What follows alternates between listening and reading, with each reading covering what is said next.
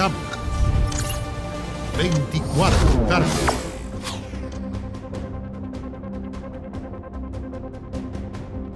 ¿Cómo están? Muy buenas tardes, bienvenidos a la revisión de noticias en 24 tarde. Una jornada, obviamente lo hemos visto durante toda la mañana, cruzada por esta ceremonia de instalación del Consejo Constitucional. Hay 19 grados en la capital, pronosticados 21 para esta jornada. Los invito a revisar otras imágenes que han marcado esta jornada de día miércoles, ya 7 de junio. La información que ha sacudido el país, conmoción generó la muerte de la pequeña Mía, una guagua de 3 meses que falleció por falta de camas críticas en el Hospital de San Antonio. El gobierno reconoció la compleja situación que se vive en materia de camas críticas pediátricas a lo largo del país. También, en otras informaciones, la Senapred declaró alerta roja para la comuna de Coelemu, esto en la región del Ñuble, debido a las inundaciones que se han registrado por las marejadas en el borde costero. Olas de hasta 5 metros han causado estragos en la comuna, inundando sectores como Perales y Vegas del Itata. Y en lo deportivo, lamentablemente, fuera de los estadios, fuera de la cancha, distintos incidentes se registraron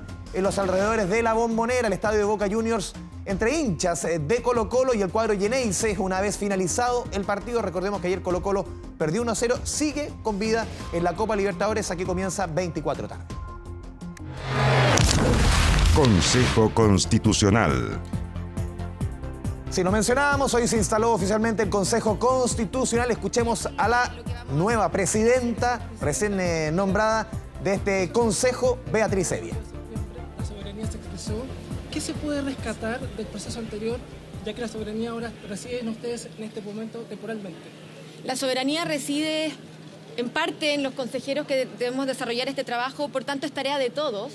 Llegar y rescatar qué es lo que puede ser del proceso anterior y también establecer el marco mirando hacia el futuro, usando como insumo, como dije también en mi intervención en la sala, el texto entregado por los expertos, que creo que es un buen punto de partida. Beatriz, ¿qué espera tener usted con el resto de las bancadas de acá en este consejo y demás? ¿Qué opinión tiene del palabra que está? La relación que vamos a tener con todas las bancadas va a ser la más cordial. Mi disposición, como lo dije, al diálogo es constante y permanente. Aquí somos 50 consejeros electos, todos representantes de la ciudadanía. ¿Qué le parece a usted la bajada de Ninosca, la consejera Ninosca, que finalmente iba a hacer la carta para presidir el Consejo?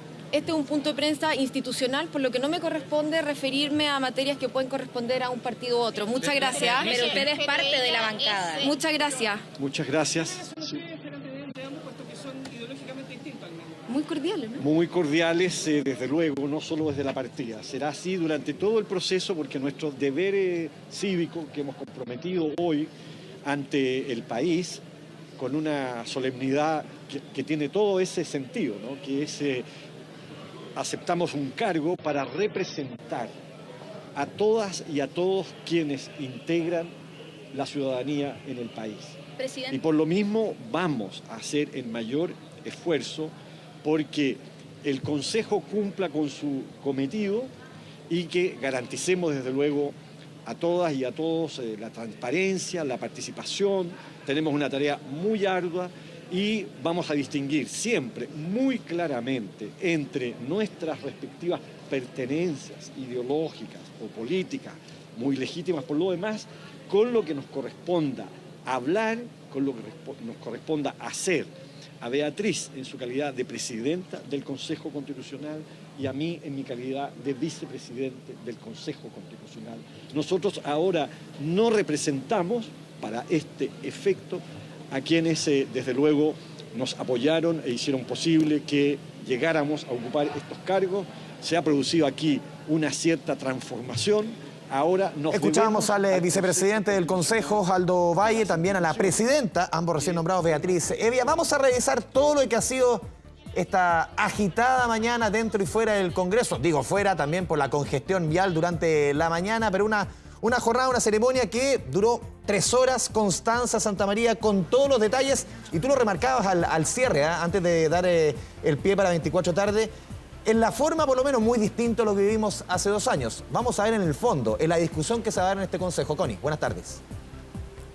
Muy buenas tardes, Andrés, muy buenas tardes a todos. Como tú decías, las comparaciones son odiosas, pero la verdad es que es inevitable hacerlas, ¿cierto? Porque hace muy poco estuvimos aquí mismo, en este mismo escenario, en la sede del Congreso Nacional en Santiago, instalándose la Convención Constituyente, y hoy día, ¿cierto?, después de ese proceso que terminó con un proyecto rechazado, comienza la segunda parte del segundo proceso constitucional con la instalación de un Consejo Constitucional que va a tener 50 consejeros y consejeras, no 51 como fue el resultado de la elección, porque finalmente, tal como se había adelantado, el ex consejero, digámoslo, Aldo Sangüesa digamos, militante del Partido Republicano, terminó sin venir a esta ceremonia de instalación, y como había dicho Carmen Gloria Valladares del Tricel, había dicho que al no encontrarse presente se da por renunciado. Así es que finalmente serán 50 consejeros y consejeras los que durante los próximos 5 meses tienen la misión de redactar un nuevo proyecto constitucional en base al anteproyecto que hoy fue entregado por la comisión experta. Una ceremonia, yo diría, solemne, que se extendió tal como estaba previsto. Todos los que tuvimos acceso al programa, ¿cierto? Aquí lo tengo, el programa de la sesión de instalación fue realmente casi al pie de la letra, pese a que se inició con unos minutos de retraso, porque el presidente Gabriel Boric llegó cerca de las 10:02 de la mañana, pero eso no impidió que terminara justo antes de la 1 de la tarde, pocos minutos antes de la 1 de la tarde, tal como estaba previsto, y en la que participaron los 3 poderes del Estado. Eso es una de las principales diferencias que vimos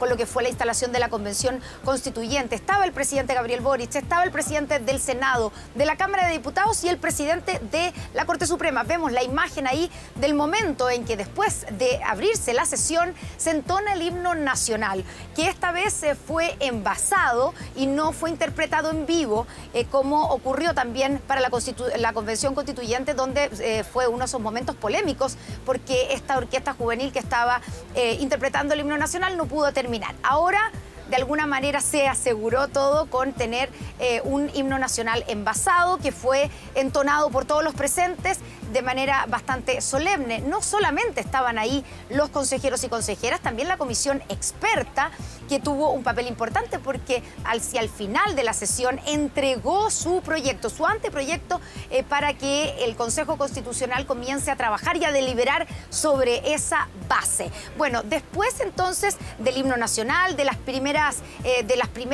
formalidades, que fueron, por ejemplo, que el secretario general Luis Rojas le tomó la aceptación del cargo al primero de los consejeros, a Miguel Litín, por ser el de mayor edad. Tiene 80 años este consejero constitucional del Partido Socialista, gran cineasta de nuestro país, y él entonces presidió la ceremonia de manera transitoria.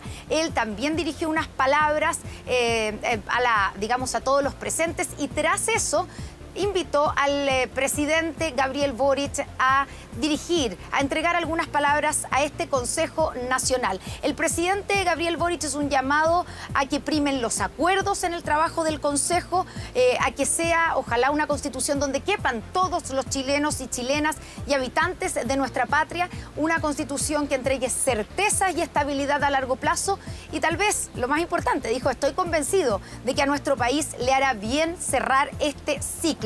Escuchemos parte de las palabras del presidente Gabriel Boric en esta sesión de instalación del Consejo Constitucional. Esto es lo que la ciudadanía espera hoy, un proceso de colaboración en donde las distintas partes sean capaces de ceder cuando es necesario y de encontrar los puntos comunes en búsqueda de lo mejor para Chile. Estoy convencido que a nuestro país le hará bien cerrar este ciclo. Piensen en esas personas que se han comprometido a representar, en sus necesidades, en sus sueños, en sus angustias y esperanzas, porque por ellas y ellos, por nuestro pueblo, es este trabajo y es a quienes nos debemos. Bueno, tras estas palabras, que fueron más bien cortas, ¿cierto? 10 minutos, menos de 10 minutos, se extendieron. El presidente Gabriel Boric se retiró, como estaba previsto, obviamente, de la sede del Congreso Nacional y ahí se comienza el proceso de aceptación o de toma de aceptación del cargo por parte de Miguel Litín. Miguel Litín fue llamando a uno a los consejeros constitucionales por orden alfabético y cada uno entonces aceptaba el cargo de consejero constitucional con una intervención que en general la mayoría dijo sí, acepto. Algunos agregaron palabras, por ejemplo, los consejeros constitucionales del Partido Comunista dijeron por el pueblo de Chile, acepto, o por ejemplo, uno de los representantes del Partido Republicano, Diego Vargas, dijo con Dios como testigo, acepto este cargo, o también el representante Héctor Urban de la región de la Araucanía habló, hizo mención a las víctimas de la violencia en la macrozona sur al momento de aceptar su cargo. Bueno, después de ocurrido eso, cuando ya todos los consejeros y consejeras habían aceptado su cargo, vino la votación para nombrar y designar a la mesa directiva, a la presidenta y al vicepresidente del Consejo Constitucional, y ahí los resultados de la votación fueron, no hubo sorpresas, fueron como estaba previsto. Había un acuerdo para que el Partido Republicano, a través de la consejera Beatriz Evia, se convirtiera en presidiera el Consejo Constitucional. Beatriz Evia obtuvo 33 votos y Aldo Valle, que es consejero constitucional del Partido Socialista, obtuvo 17 votos, lo que lo convirtió a ella, y la vemos ahí en pantalla, en la presidenta del Consejo, de la mesa directiva del Consejo Constitucional, y Aldo Valle, el ex rector de la región de la Universidad del Paraíso, el ex también presidente del CRUT, lo convirtió en el vicepresidente del Consejo Constitucional. Ambos dieron su mensaje. Primero Aldo Valle y después Beatriz Evia, y ambos dirigieron e hicieron un llamado importante a sus colegas, ¿cierto?, al resto del Consejo, digamos, a llegar a acuerdos y a avanzar en una constitución que los represente a todos y a todas. Escuchemos las palabras del vicepresidente del Consejo Constitucional y de la presidenta. Estoy convencida que más allá de nuestras diferencias, si ponemos a las personas y a Chile por delante y actuamos con seriedad, este proceso puede ser exitoso y contribuir a terminar con la incertidumbre e inestabilidad que ha marcado el devenir de nuestro país en los últimos años. El principio ha de ser aquí siempre escucharnos y estar dispuestos a dejarnos también persuadir por el mejor argumento. Desde luego, haremos el esfuerzo porque en esa deliberación pongamos todas las mejores razones que podamos tener.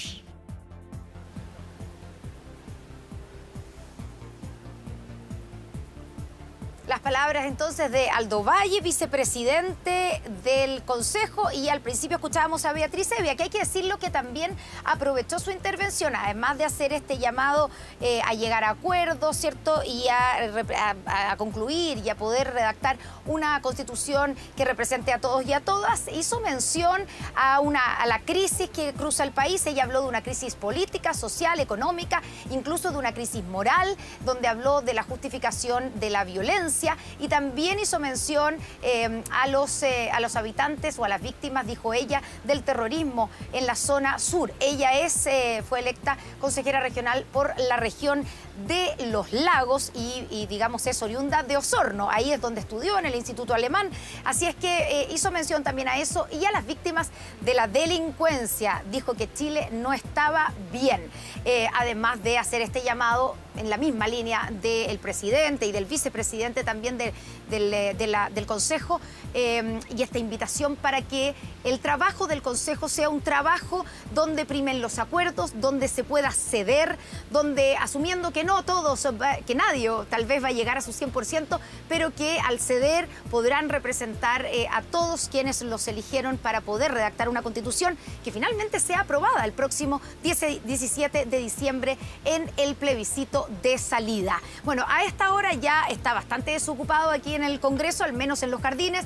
Por la entrada principal ya están saliendo todos los consejeros y consejeras. Es un día, por supuesto, que de una sesión especial, y a partir de ahora comienzan 5 meses de trabajo. 5 meses de trabajo para poder redactar en base a este anteproyecto que fue entregado hoy día por la presidenta Verónica Undurraga, la presidenta de la Comisión Experta, y por el vicepresidente, y que, claro, muchos esperan que a partir de eso se delibere y a partir de eso se redacte una constitución que tiene que ser entregada a finales de noviembre. Es el trabajo entonces del Consejo Constitucional, queda instalado ya y comienza así entonces la segunda etapa de este segundo proceso constitucional, Andrés. Sí, los 5 meses fundamentales. De aquí tú lo decías, al 7 de noviembre, elecciones obligatorias, plebiscito de salida el próximo 17 de diciembre, un segundo proceso, y como dijo el presidente aquí, el segundo o la segunda tiene que ser la vencida. Connie, muchas gracias. La vencida. Chao, chao. Buenas tardes. 13:15, nos vamos a la primera pausa en 24 tarde. Al regreso, toda la información policial. Hay harta noticia esta jornada de día miércoles 7 de junio. Vamos y volvemos.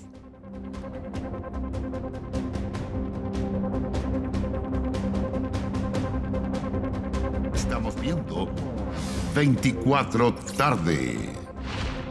Volvemos a 24 tarde con la noticia que ha marcado esta jornada. Lamentablemente, conmoción generó la muerte de Mía, una guagua de 2 meses que falleció por falta de camas críticas en el hospital de San Antonio. Mónica Holguín con toda la información desde la región de Valparaíso. Mónica, muy buenas tardes.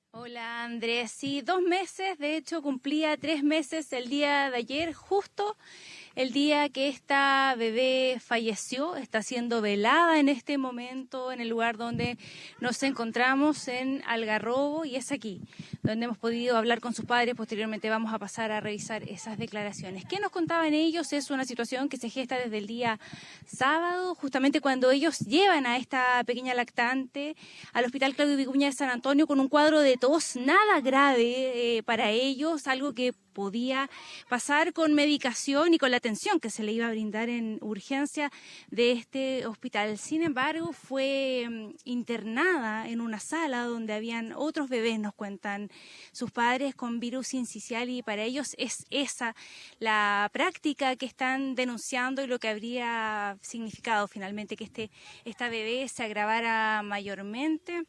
Con un cuadro mucho más complejo de una bronquitis, avanzó hacia una neumonía, lo que finalmente hizo que necesitara un traslado, ¿no?, de este hospital, que es un hospital de mediana complejidad, el Hospital Claudio Vicuña de San Antonio. ¿Cuál fue el problema? Que no había camas ya a esa altura justamente para poder trasladarla, y la única que había a nivel país, porque sabemos que es una situación bastante compleja que se está viviendo no solamente en la región de Valparaíso, lo de los virus respiratorios, sino que a nivel país, estaba en Arica. Su condición fue desmejorando claramente y no pudo ser trasladada, no alcanzó, y falleció el día de ayer, el día martes, justamente cuando cumplía 3 meses de vida, esta pequeña, en el Hospital Claudio Vicuña de San Antonio. Ahora sus restos, como ustedes están viendo, están siendo velados, pero esto sin duda ha abierto un debate sobre los protocolos que hay, ¿no?, en términos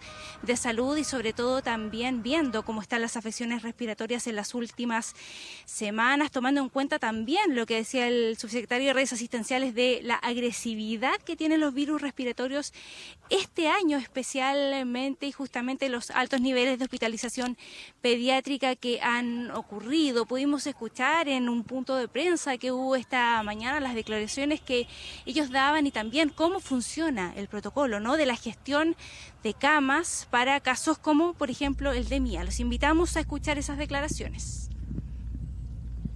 Bueno, en el caso de esta niña, la verdad es que el cuadro era muy grave, y aun que hubiese habido una posibilidad de traslado, era difícil que hubiera sobrevivido. que llegó al servicio de urgencia, fue atendida por el equipo local del hospital, con los equipos de pediátricos, con el objetivo de estabilizarla, porque llegó en malas condiciones evidentemente, y con el objetivo de lograr la estabilización para proceder a un traslado. Mientras tanto, el equipo del Ministerio de Salud llamó y estaba en contacto con todas las clínicas necesarias, y el cupo más rápido para poder habilitar en ese momento en que se solicitó el traslado era el que se le asignó, y se empezaron a gestionar esos traslados. Sin embargo, dada la gravedad del cuadro, no alcanzó a realizar ningún movimiento asociado con esto.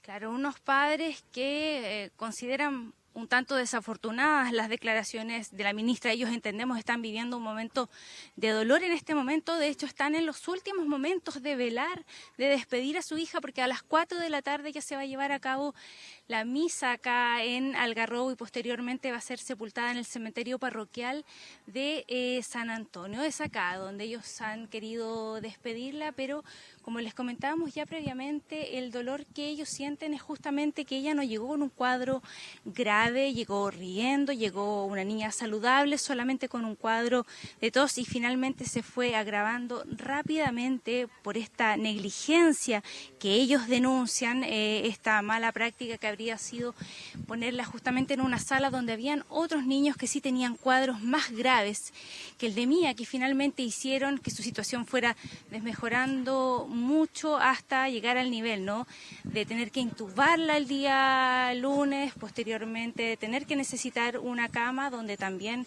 ellos acusan una mala gestión, una demora en el trámite mismo, en el trámite administrativo, digamos, para realizar esta gestión de camas, y pese a que ellos habían firmado la autorización el día domingo y lunes incluso, la ambulancia no llegó solo hasta el día martes, cuando ya era demasiado tarde porque su condición física no le permitía ser trasladada. En este momento lo que ustedes están viendo en imágenes es el velorio, la despedida de esta pequeña, la segunda hija de un matrimonio muy joven, y ahora los invitamos a escuchar qué es lo que nos dijeron esta pareja de padres hace poquitos minutos nomás. Vamos a ver. Un momento muy doloroso. Decidimos llevar a nuestra bebé porque tenía una tos, nada más grave. La llevamos el sábado, y donde prácticamente lo que ellos iban realizando, nuestra bebé se fue agravando hasta perder la vida. Y donde su informe que fue ingresada, ella tenía una bronquitis, y esa bronquitis se pasó a neumonía y se le pegó el virus incisión. Yo creo que es sumamente responsabilidad de ellos, porque los niños con este virus tienen que ser aislados, y nuestra bebé fue metida a una sala donde había niños con este virus. Firmé 2 traslados. 2 veces me hicieron firmar el traslado de la niña a Arica. No había ambulancia. No, nunca llegó la ambulancia. Acá no había. Estábamos esperando la respuesta de Santiago, de la ambulancia de la empresa. Mi hija no tenía por qué fallecer. Ella tenía para vivir. Tiene que estar aquí. Claro, la verdad es que no hay palabras en realidad que puedan consolar a estos padres en esta situación. Justamente se va a desarrollar también una investigación en el hospital para saber qué es lo que habría ocurrido, porque lo primero que hay que saber es la dinámica de los hechos, cómo ocurrieron, qué fue lo que pasó, y finalmente después de eso podría proceder un sumario para determinar eventuales responsabilidades, ¿no? Ellos también podrían perseguir eventuales acciones legales. Es justamente algo que ya están pensando, y ustedes ven también en las poleras que ellos portan un futuro proyecto de ley que también esperan presentar, pero desde luego no han tenido cabeza en este momento para poder pensarlo, pero no quieren en el fondo que a ningún papá más de este país le vuelva a pasar lo que a ellos les ocurrió, ¿no? Perder a su hija en estas condiciones. Y nosotros hablamos también con algunos usuarios, llegamos porque es una noticia que sin duda ha generado bastante preocupación en San Antonio, en la provincia, y también tomando en cuenta que hay un hospital que está prácticamente listo. La obra civil termina ahora en septiembre del 2023, pero es una obra que debía haber sido entregada del año 2020. La pandemia desde luego dilató un poco los plazos, y hablamos con los usuarios. Los invitamos a escuchar justamente a los usuarios. Preocupante, terrible que un bebé tenga que morir por falta de una cama. Preocupante, porque igual uno tiene que tener en los hospitales todas las camas para los infantes. Mal, súper mal, porque yo me pongo en el lugar de la mamá o del papá de ellos, porque tengo a mi hija acá. No está tan mal ella, pero mal, grave. Pero no la querían atender porque hay un brote de virus incisional, entonces... Esto no es un tema nuevo en tema infantil. Hoy día ya llevamos un par de semanas con un colapso de la red. Y eso hay que reconocerlo. Así que las autoridades tienen que informar que estamos colapsada la red, porque si nosotros intentamos trasladar a un niño a una cama UCI, efectivamente solamente están quedando los ventilados en la urgencia del Hospital Van Buren.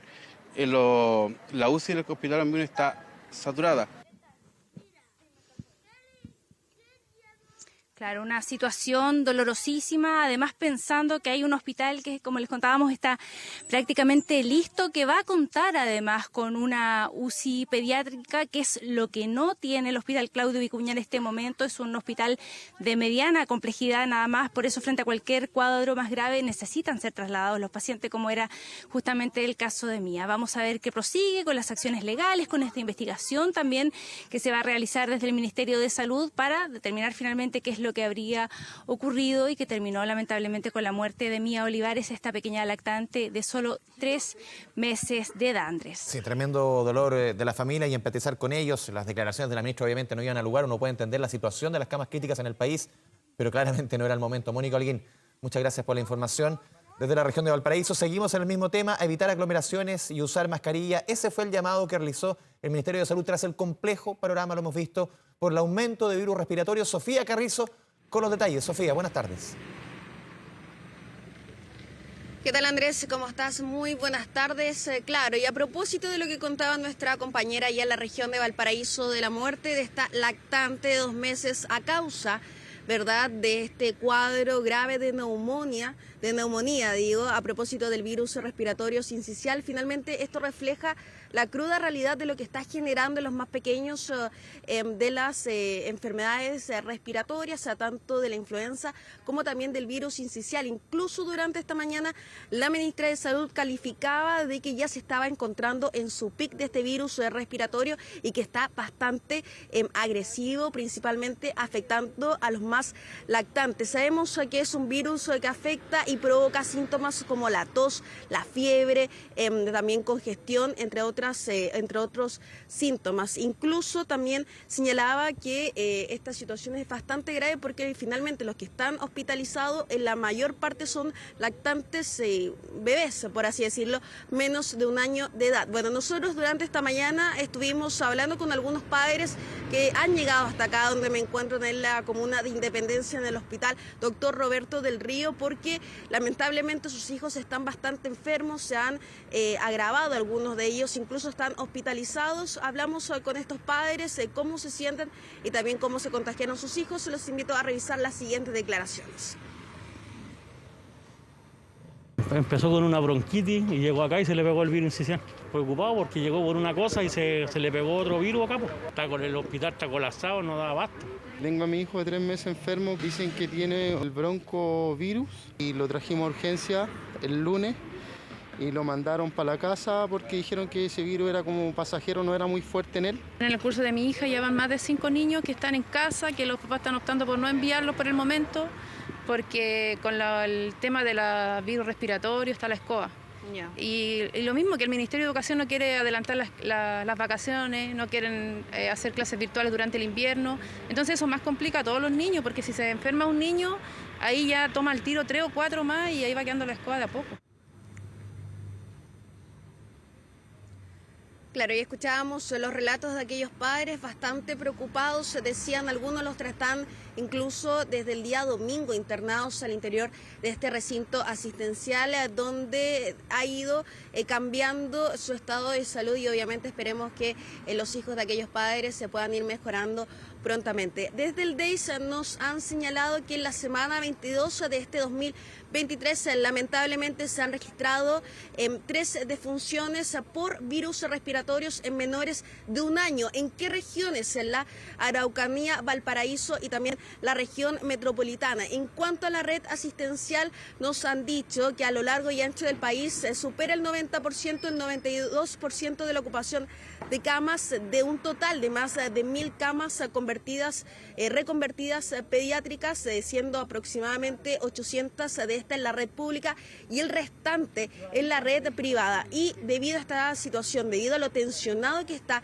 en la red asistencial, se han tenido que derivar niños a otras regiones. Incluso nosotros estuvimos hablando con una familia durante esta mañana fuera de cámara y estaban bastante angustiados porque estaban esperando que se habilitara una cama porque probablemente tenían que trasladar hacia otra región a su hijo. De un total de más de 100 niños, 105 niños han sido trasladados a otras regiones debido a la falta de camas. Bueno, hablamos con la ministra de Salud en torno a esto.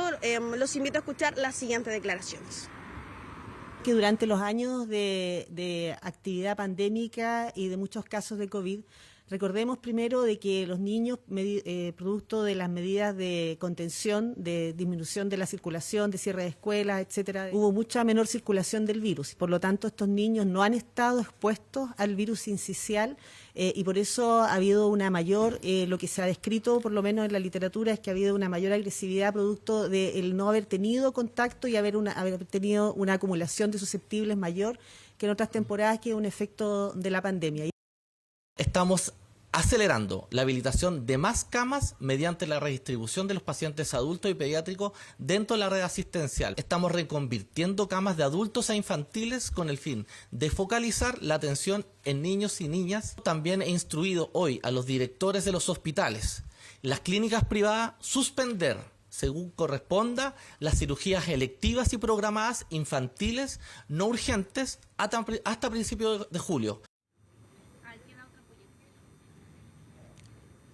Bueno, ahí escuchábamos justamente lo que decía el subsecretario de redes asistenciales, Fernando Arauz, en torno a las medidas extraordinarias que ellos dijeron durante esta mañana que se han tomado para poder descongestionar esta tensionada red asistencial y debido a que también estamos bajo alerta sanitaria, la cual se extiende al 31 de agosto. ¿Cuáles son estas medidas finalmente que se han tomado? Por ejemplo, reubicando a pacientes que se encuentran, por así decirlo, mejor de salud a otros recintos asistenciales para así darle este espacio y la oportunidad a aquellos que se encuentran más críticos. Suspender, ahí lo escuchábamos en su declaración, hasta julio en las clínicas y como también en los hospitales, en las cirugías infantiles, electivas y programadas no urgentes, esto con el fin de poder utilizar aquel personal de salud para que pueda ayudar en la red asistencial. También dijeron que iban a reactivar la integración de la red pública y privada, la situación de la urgencia y también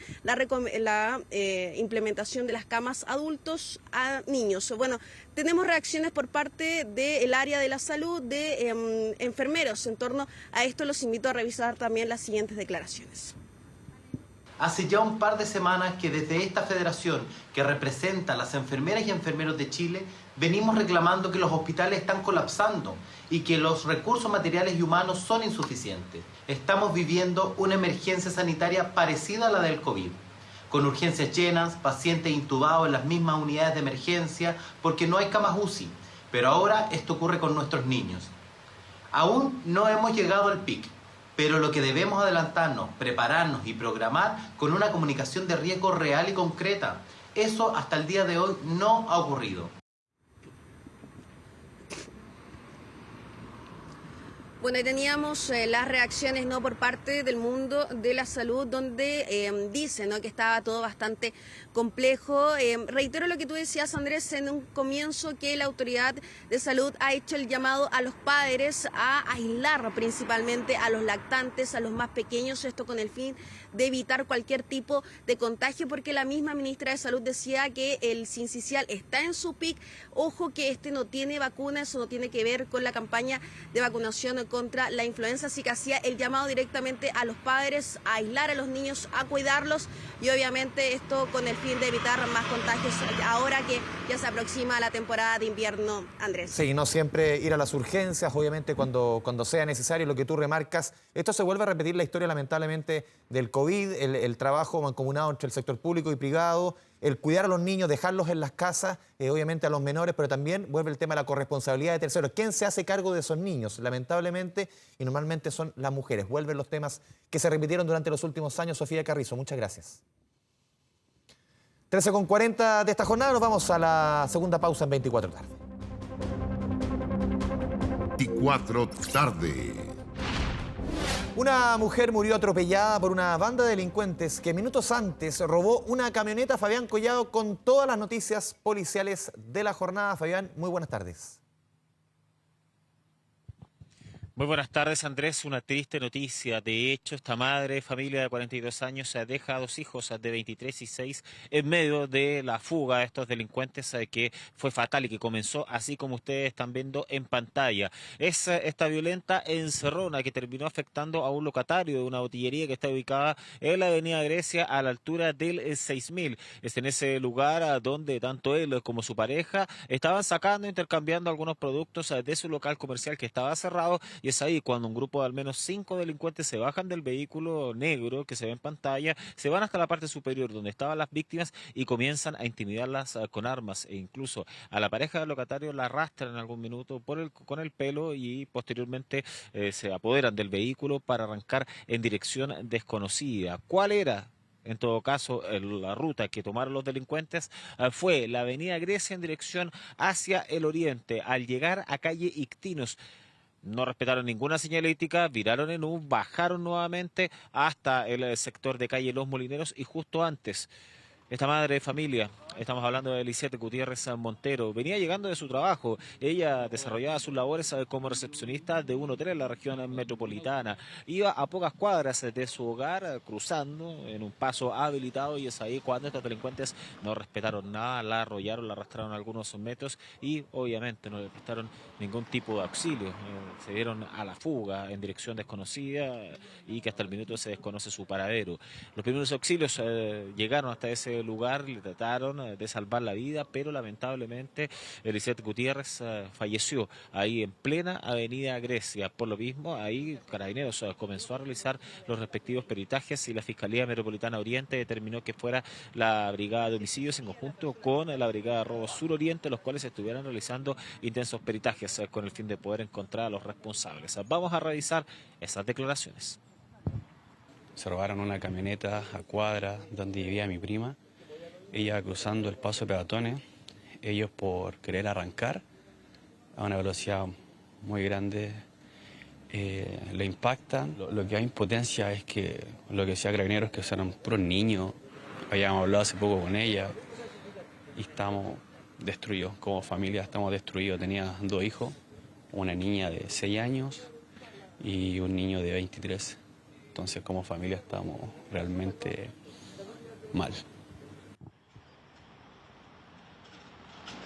Familia que está destruida a raíz de la muerte de su ser querido, Lisette Gutiérrez, la cual entonces estaba llegando a su domicilio luego de una jornada extenuante de trabajo como recepcionista en el hotel y lamentablemente fue atropellada. Se vio en el camino de estos delincuentes, los cuales no respetaron absolutamente nada, sino que arrancaron y hasta el minuto su paradero se desconoce. Según los antecedentes preliminares, se trataría de una banda de menores de edad, de una banda de adolescentes delincuentes, pero hasta el minuto todavía no han sido atrapados. Por eso es que han sido infructuosos los trabajos de las policías para poder atrapar a la banda. Durante esta jornada, de hecho, hasta eso de las 7:30 aproximadamente, los organismos especializados de las policías estuvieron en la avenida Grecia con el fin de poder obtener más cámaras de seguridad, obtener mayores registros de estos antisociales para poder individualizarlos. De hecho, en algún minuto se habló de que uno de los vehículos involucrados habría sido recuperado, pero aquella información fue descartada por parte de Carabineros durante los últimos instantes. Vamos a revisar antecedentes que entregó tanto la PDI como la Policía Uniformada. Los locatarios del local, la distribuidora de licores, encontraban saliendo del recinto, los cuales mientras están en el interior de su camioneta fueron interceptados por otro vehículo, en el cual se bajan alrededor de 5 antisociales, quienes los intimidan y les sustraen el vehículo, huyendo en el vehículo sustraído por avenida Grecia hacia el oriente. Realizan un viraje en U, ingresando a la pista de solo buses, en las cuales al llegar hasta la calle Molineros, una persona de sexo femenino iba cruzando por el paso peatonal y es atropellada por el vehículo recientemente sustraído. Lisette Gutiérrez Montero, 42 años, deja a un hijo de 23 y una niña de 6. De hecho, los restos de la víctima ya fueron derivados hasta el servicio médico legal, donde se está realizando la autopsia y los trámites respectivos por parte de los seres queridos, que lo único que quieren es justicia. Ella iba llegando de su trabajo cuando fue atropellada por un grupo de delincuentes, incluso un antecedente que llama la atención, porque la falta de humanidad. Imagínense que los familiares nos comentaron de que posteriormente un grupo de delincuentes incluso le habría robado sus pertenencias personales, no tenía absolutamente nada, y pese a que estaba fallecida en plena avenida Grecia, también otros aprovecharon para poder robar sus pertenencias personales. Por eso es que exigen justicia y que las policías se encuentren pronto a los responsables, Andrés. Increíble la historia. Fabián Collao, muchas gracias por el completo informe. Muy buenas tardes. Vamos a cambiar completamente de tema y también de tono. Lo mencionábamos al inicio de este informativo. Locales comerciales y viviendas completamente destruidas. Ha dejado intensas marejadas. Esto es la comuna de Coelemu, en la región del Ñuble. Toda la información desde el sur del país junto a David Yáñez. David, buenas tardes. Hola, muy buenas tardes. Nos encontramos precisamente en la localidad de Perales, que es un pequeño enclave costero de la comuna de Coelemu, en la región de Ñuble, que fue precisamente el que vivió esta situación durante las últimas horas. Fueron olas de hasta 5 metros, según la información entregada por la MADA, las que afectaron a todo el sector costero de este lugar y que terminaron socavando 3 viviendas en total y también 2 locales comerciales ubicados precisamente en la ruta que une en Vegas del Itata, que es el sitio donde nos encontramos en estos momentos. Una situación que ha generado la alerta por parte de las mismas autoridades que habilitaron un albergue para que las personas que se vieran afectadas por esta situación se quedaran en este lugar. Hubo gente en este sitio hasta las 3 de la mañana pendientes de lo que pudiese suceder con la marea alta nocturna. Sin embargo, finalmente no volvió a ocurrir este mismo fenómeno. Justo a esta hora se está produciendo la marea alta diurna. Sin embargo, las olas hasta el momento solamente alcanzan los 3 metros, razón por la cual no está llegando al mismo nivel que había el día de ayer. Sí, como se pueden dar cuenta en las imágenes de Jonathan Espel, buena parte de la playa ha resultado destruida por el oleaje y hay trozos de playa que se encuentran en medio de la arena por la destrucción que ha ocurrido precisamente por estas marejadas. Tenemos el testimonio de las personas que vivieron esta situación y que se vieron afectadas por las olas. Por poco a nosotros nos lo llevó adentro, estábamos adentro ahí limpiando, pensábamos que iba a pasar la ola, no pensaba que iba a ser tan fuerte, que fue en cosa de segundo que entró la ola al negocio y alcancé a sacar a mi hijo de adentro. Teníamos los cultivos, sembramos papitas, ahora ¿qué es lo que va a pasar? Que toda la orilla no va a poder sembrar, porque todo esto no va a servir para nada con el agua salada que ha entrado acá. Vamos a estar muy mal este año. Económicamente mal porque no se va a poder sembrar ni tener pastito para los animales, nada. La preocupación es de que nosotros cada vez que sale el mar aquí, vienen las autoridades, viene emergencia, vienen y ya si vamos a hacer algo y nunca nos pasa nada, pues los tienen totalmente abandonados nosotros.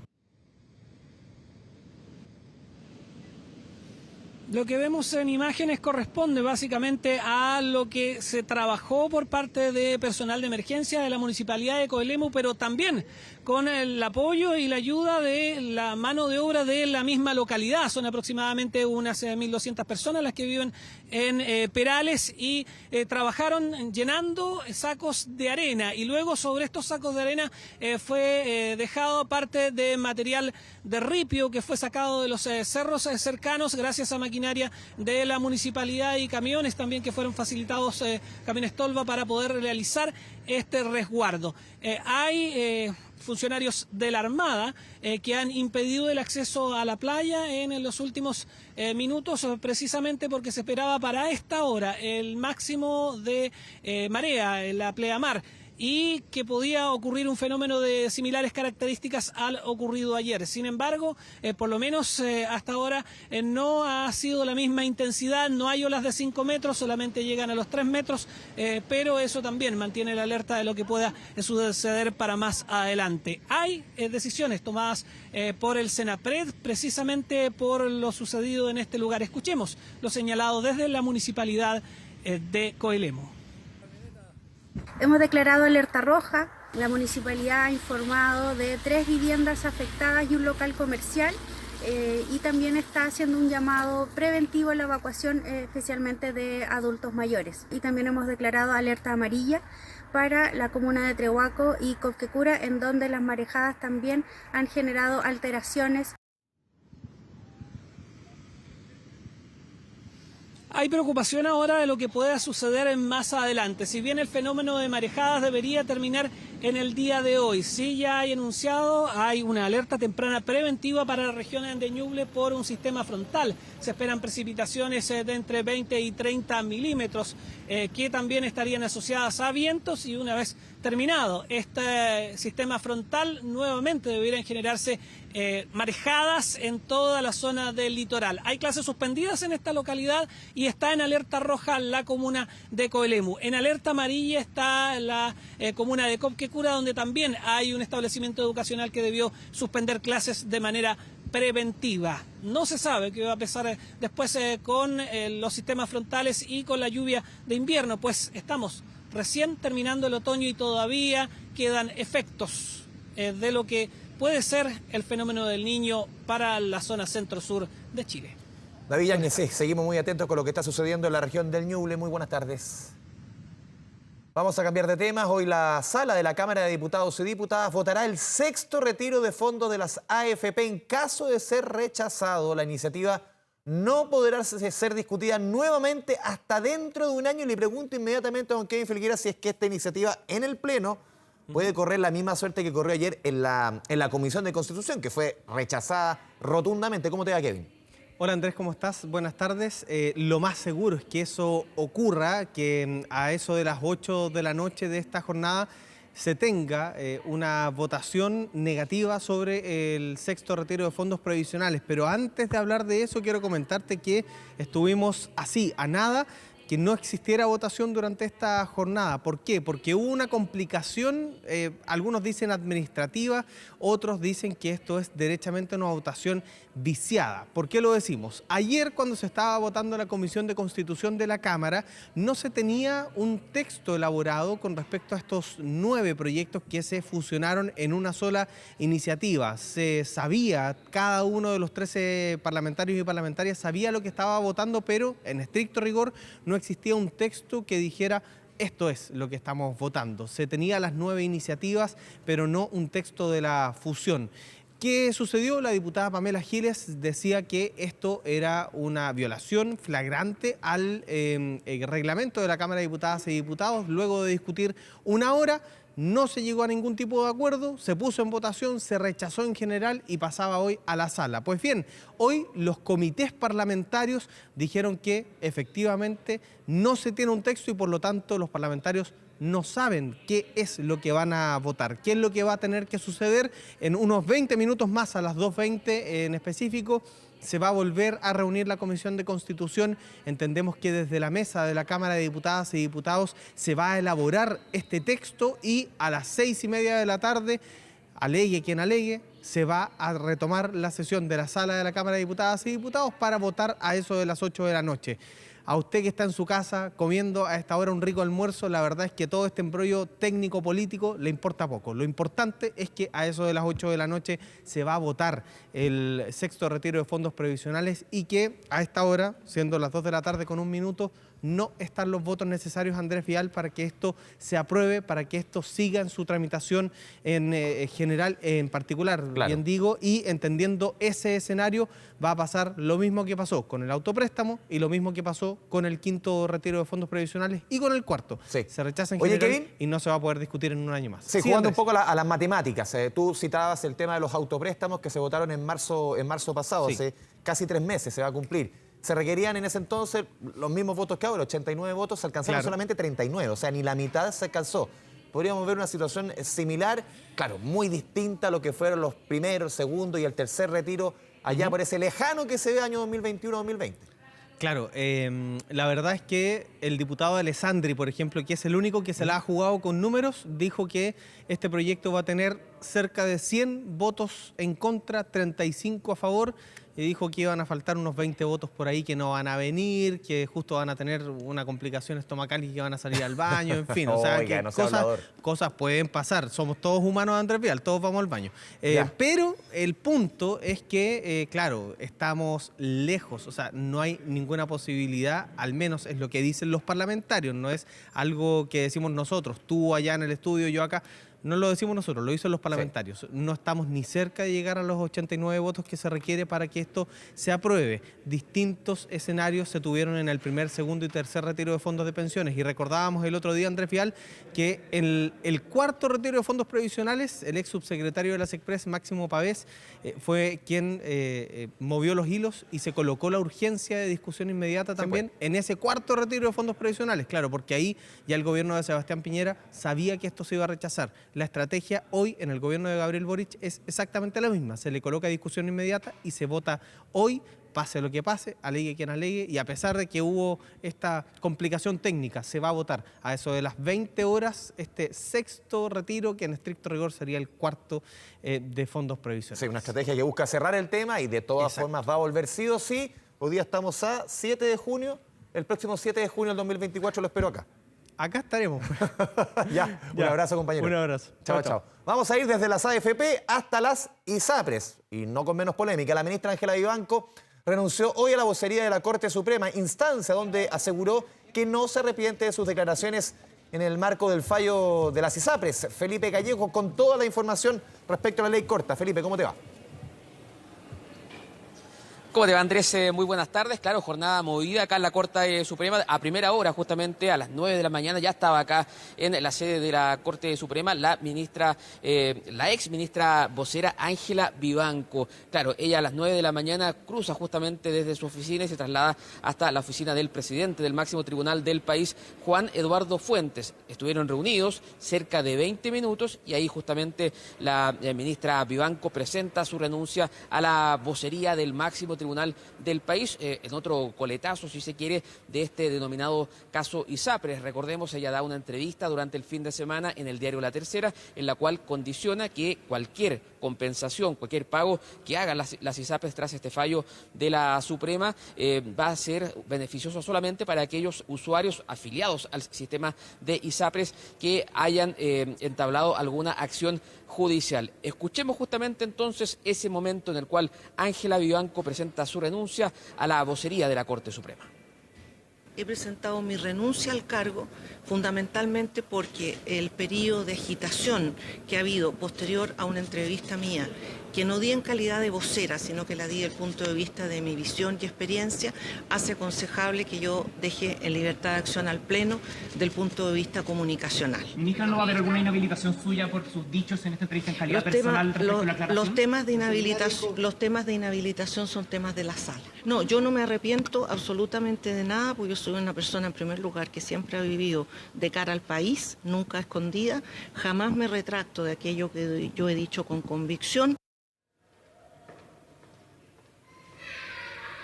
Declaraciones de la ministra Vivanco, que, claro, asegura que no se arrepiente justamente de sus declaraciones, que mantiene sus dichos y de paso descarta inhabilitarse en esta causa que tiene que ver con las ISAPRES. Recordemos que ella sigue justamente como integrante de la tercera sala de la Corte Suprema y, entre otras cosas, tendrá que pronunciarse en las próximas semanas respecto a los recursos de aclaración que ya se están presentando. 4 ISAPRES han presentado recursos de aclaración. Ayer por la noche, bien tarde, también lo hizo el gobierno. Estas declaraciones justamente de Ángela Vivanco diciendo que no se va a inhabilitar causaron molestias justamente en algunos sectores en el Congreso Nacional, quienes, claro, están buscando que se inhabilite o bien juntando firmas para acusarla constitucionalmente. Escuchemos justamente declaraciones de estos parlamentarios. Lo que ha hecho la ministra Vivanco es adelantar una opinión contraria al texto del fallo de la Corte Suprema, sino que al mismo tiempo ha sugerido una forma en que las ISAPRES puedan modificar ese fallo, y eso nos parece bastante delicado, y por lo tanto creo que lo que correspondería es que se inhabilite. Espero que también eso sea considerado por la sala, pero me parece que no es un buen criterio, no es una buena señal que la ministra se niegue a inhabilitarse. ¿Sigue a firme la idea de estudiar una acusación contra Ángela Vivanco después de que fue sacada de su rol como vocera de la Suprema? Si es que reunimos las firmas suficientes de diputados y diputadas, sí. Salida de la ministra entonces Ángela Vivanco de la vocería de la Corte Suprema, que fue analizada por el Pleno del Máximo Tribunal en un encuentro que terminó hace solo minutos y donde ya se oficializa entonces la salida de Ángela Vivanco. Otro coletazo de este fallo de la Corte Suprema por las ISAPRES. Ahora el Máximo Tribunal del país abre una ventana para que se presenten todos los recursos aclaratorios. Como yo te contaba, Andrés, se presentaron 4 por parte de las ISAPRES, 1 por parte del gobierno. Tras este plazo que abre justamente la Corte Suprema, se va a pronunciar la tercera sala respondiendo entonces estas aclaraciones que buscan las distintas partes, ¿no?, detrás este fallo de la Corte Suprema por las ISAPRES. Sí, respecto a la acusación constitucional, uno entendería una acusación en torno a un fallo, en torno a alguna decisión, no sé si en torno a una entrevista, es bien particular esta decisión. Felipe, muchas gracias. Buenas tardes. 2 de la tarde con 8 minutos, nos vamos a la tercera pausa en 24 tarde. Ya está aquí en el estudio Sofía Norman y al regreso toda la información del mundo.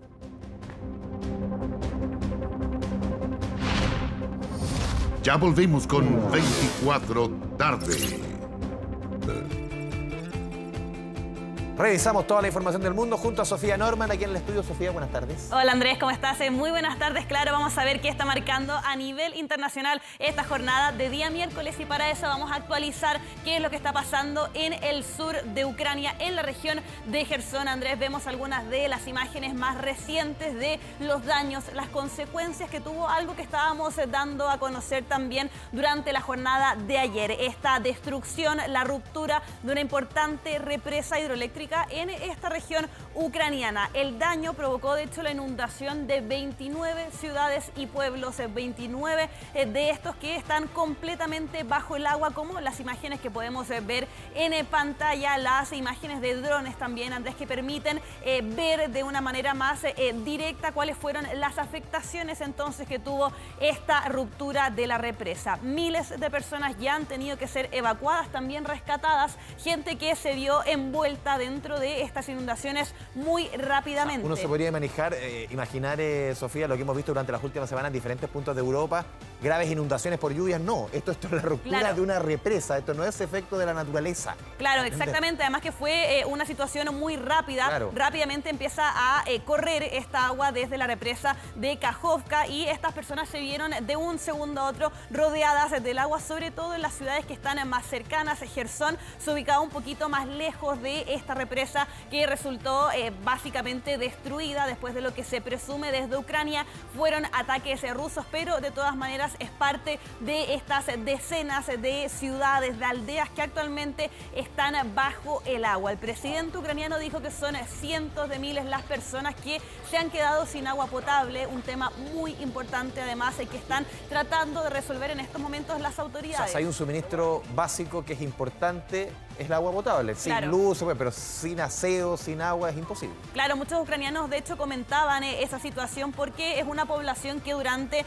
más de un año ya de guerra han vivido muchos apagones, por ejemplo, han tenido cortes en el suministro eléctrico, pero el agua potable normalmente no ha sido un acceso básico al que ellos hayan tenido problemas durante estos meses. Pero claro, ahora la región de Jersón, como les decía, al sur del país, está enfrentando este desafío. Obviamente se suma, Andrés, las miles de casas que quedaron totalmente inhabitables por estas inundaciones. 42.000 personas solamente en esta región que están bajo riesgo de inundaciones, según las cifras que han entregado tanto las autoridades ucranianas como también las autoridades rusas, porque esta zona está dividida por el río Dnipro, que lo veíamos también ayer en un mapa, que de alguna forma también ha servido, Andrés, como una barrera natural del avance de las tropas rusas. Del río Dnipro hacia el sur es básicamente ocupado el 100% de esta región por las tropas rusas. De ahí al norte los ucranianos han ido avanzando con el paso de las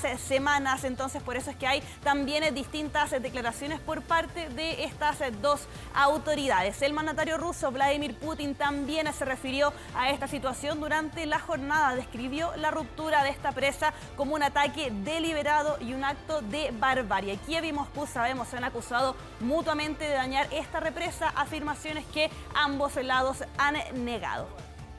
Vamos a cambiar completamente de tema, Andrés. Nos vamos hasta la capital italiana, hasta Roma, donde tuvimos los ojos puestos durante las últimas horas por la persona que estamos viendo en pantalla. Imágenes, además, Andrés, de esta misma mañana, cuando el Papa Francisco llegó, como lo hace normalmente, a realizar esta audiencia que hace todos los miércoles frente a los fieles que llegan hasta el Vaticano. Después de esto se comunicó, Andrés, que él fue trasladado hasta el Hospital Gemelli. Esto está ubicado también en la capital italiana para someterse a una cirugía intestinal. Donde normalmente se operan, donde se atienden todos los papas. Así es. El Hospital Gemelli, que es muy conocido. Se nos acuerda siempre por la salud de Juan Pablo II, Benedicto Claro. XVI, siempre se han atendido en ese hospital. Claro, el equipo médico tuvo que responder a esta complicación que había tenido durante el último tiempo el Papa Francisco, una hernia que, según el portavoz del Vaticano, confirma en la mañana también, le había causado hartos problemas, hartas molestias y habían estado empeorando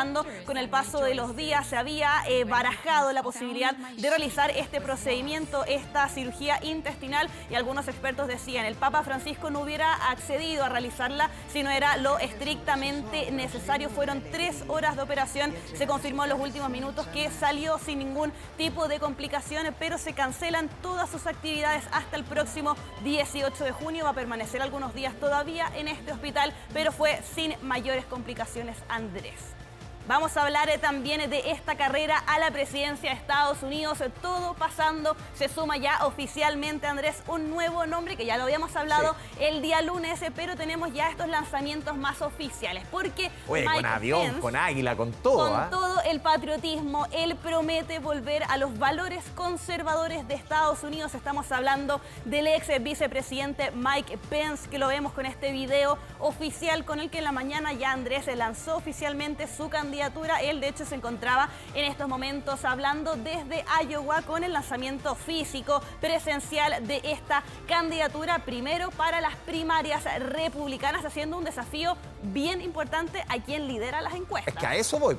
¿Cuánto mella la popularidad del expresidente Donald Trump? Tomando en consideración lo que tú mencionabas hace un par de semanas, la figura de Ron DeSantis, el actual gobernador de Florida, una figura importante dentro de Estados Unidos, más joven, y la de Mike Pence, su ex vicepresidente de Donald Trump. Estas dos figuras, ¿cuánto pueden mellar en el apoyo, en la popularidad del expresidente Trump? La verdad es que aquí es bien complicado el tema de esta lealtad también que tenía Mike Pence al comienzo del mandato de Donald Trump, que terminaron siendo, claro, totalmente enemigos. Han habido hartas acusaciones, comentarios entre ellos dos, donde se atacan mutuamente, pero las encuestas muestran, Andrés, que su porcentaje de popularidad no es nada que vaya a bajar, por ejemplo, los votantes del expresidente Donald Trump, porque sabemos de estas peleas. De hecho, los adherentes del expresidente Donald Trump son muy críticos de la figura del ex vicepresidente, quien lanzó entonces con este video. Tenemos parte de lo que dice durante estos registros que compartió a través de sus redes sociales. Escuchemos.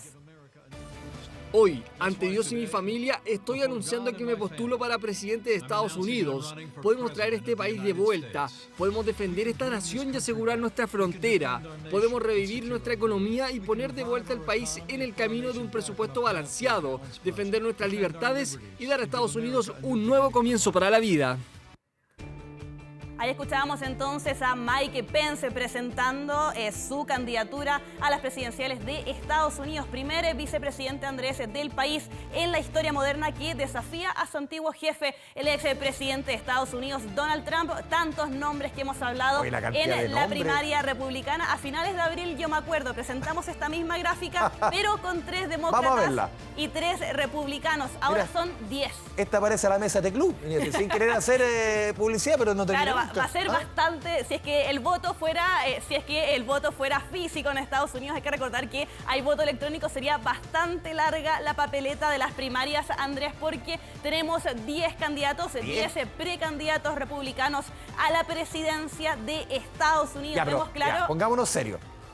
El señor Trump, yo pondría Ron DeSantis. Ron DeSantis y Mike Pence. El Exacto. resto, con todo el respeto, pero agarró. Claro, ¿no? Y de todas maneras, esto mismo también muestran las encuestas, los análisis. Los nombres que más suenan acá claramente son el expresidente de Estados Unidos, Donald Trump, que lidera por bastante estos sondeos que se realizan de cara ya a las elecciones del próximo año 2024. Le sigue Ron DeSantis, el actual gobernador de Florida, pero con una diferencia bastante importante. Y después, por popularidad, Mike Pence es quien sigue en las encuestas. Distintos nombres, por ejemplo, el gobernador de Dakota del Norte, Doug Burgum, también lanzó su candidatura durante este día miércoles versus los 3 candidatos demócratas que hay hasta el momento para las elecciones de Estados Unidos. Una carrera, Andrés, que vamos a estar siguiendo obviamente muy de cerca todos estos nombres que se están sumando a la papeleta, sobre todo de los republicanos allá en Estados Unidos.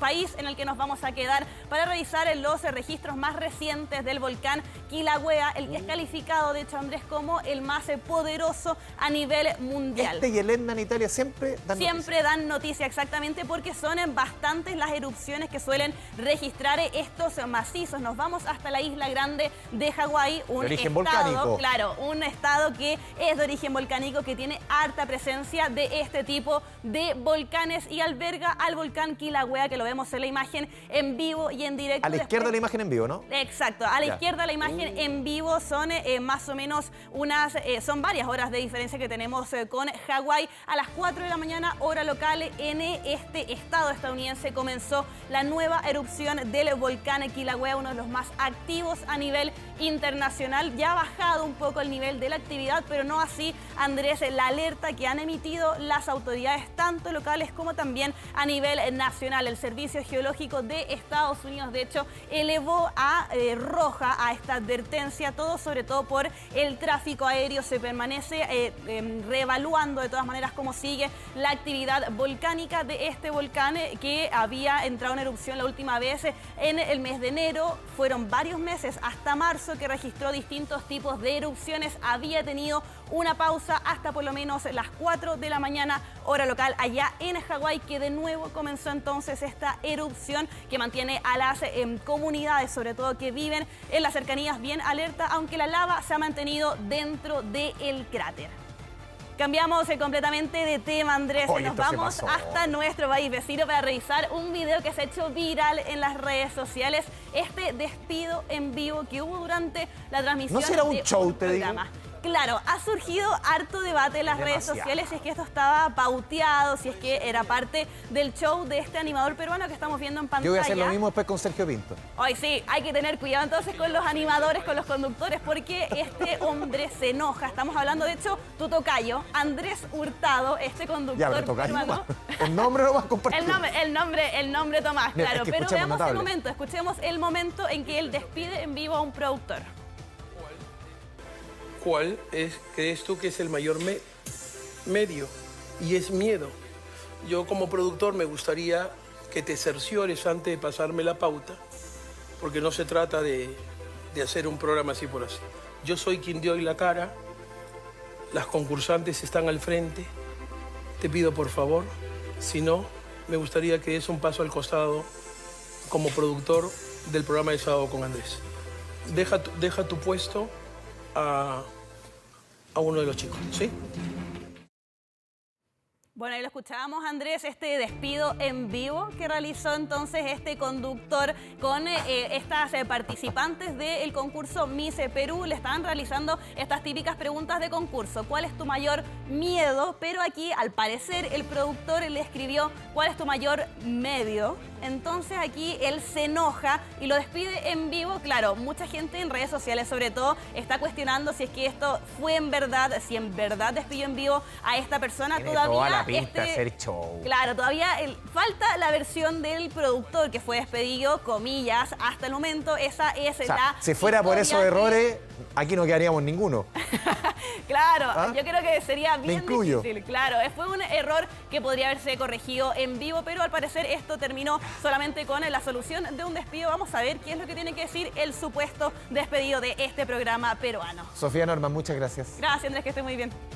Tiempo actualmente hasta ahora, 14:44, 21 grados, 22 pronosticado para esta jornada. Revisamos lo que va a suceder en los próximos días. si se van a mantener estas temperaturas, ahí lo tenemos, claro, bajan y bajan harto. Hasta el viernes podríamos tener lluvia, 16 grados de máxima mañana, 8 la mínima. Las oscilaciones en el día van a estar bien bajitas entre el viernes y el sábado, 10 y 14, 10 y 15. Más frío el domingo después de la lluvia, 6 y 15 en la mañana, más frío. Y el lunes próximo, 7 y 15. Estamos escuchando a un gigante de la música que hoy está de cumpleaños, el dominicano Juan Luis Guerra, autor de muchos hits que nos han hecho bailar hace muchas décadas, 66 años, con el que está sonando Las Avispas. Escuchando al gran, a este gigante dominicano, nos despedimos. Que tenga una excelente tarde. Chao, chao. No me deja ni me desamparan, pues mi Dios es Señor de señores. Jesús me dijo que me riera si el enemigo me tiene en la carrera. Y también me dijo, no te mortifiques, que yo le envío mis avispas para que lo piquen, es verdad. Jesús me dijo, ya lo ven, que me riera. Hemos presentado 24 tarde.